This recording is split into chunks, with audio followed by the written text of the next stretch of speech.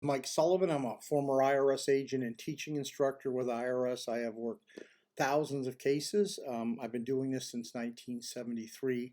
I'm one of the nation's experts in the offer and compromise program. You may say, why?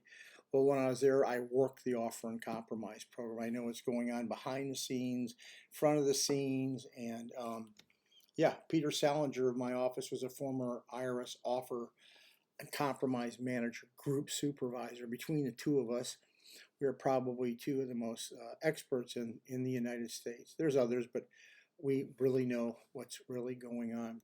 I have been on Fox, ABC, NBC, CBS, News Nation, Newsmax. Go to my website at 777irs.com and you will learn more about me. I don't go in and do this who I am. I try to give you the information you need in 4 minutes so you're not bored. The secrets about the offer and compromise program. Remember, I used to accept offers and deny offers. And I try to give you the tips that you need to be successful in getting your offer and compromise through. If you owe a lot of money, don't represent yourself. You're a fool.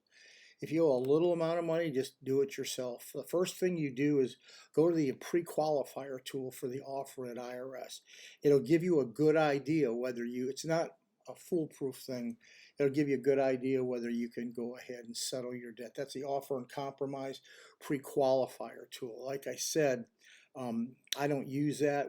I have to look at your financial statement to tell you whether you qualify. If you're giving your money to anybody, do not give that money to anyone unless they look at your financial statement you're giving to IRS.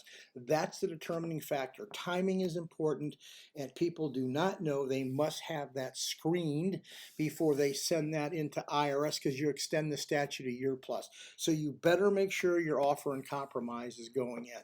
I don't know, about 50% of the people that call me, I can't accept the offer because they're not qualified. So you got to be honest with people and you got to tell them the truth about the offer and compromise program. You do. And when you call these other companies, you're speaking to salespeople. I know you are. If you're not talking to an attorney, a CPA, or enrolled agent, you're wasting your time. Most of the people you call are salespeople. They sound like they really know what they're doing because they have all this training. Anyway, here are the two secrets you need to know. IRS looks at just two things generally on the financial statement. They look at your asset base and they look at your income and expenses. Those are the two things. So the secret is to know those two things. Um, you got to make sure you put the lowest value you can for your assets because IRS will not accept any less than your assets. So if you have $100,000 worth of assets, IRS isn't going to accept your offer for any less because they're going to put a lien on that stuff, so they're not going to settle for less.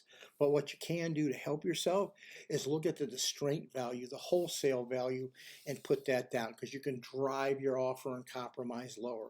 The big thing is knowing the income and expense analysis that the agent is going to do. This is what knocks 90% of the people. They don't know what IRS is going to allow.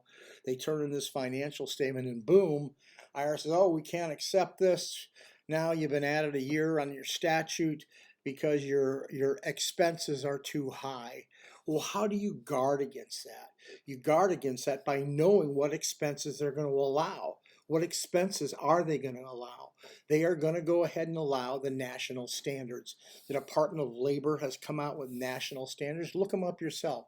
IRS national standards for food and clothing, IRS national standards for housing and utilities.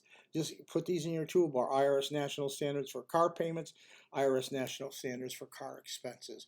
Know before you send the offer in what IRS is going to allow, and you're going to have a lot of success. Anyway, you need me, you can call me, give me a subscription. I have a lot of good stuff.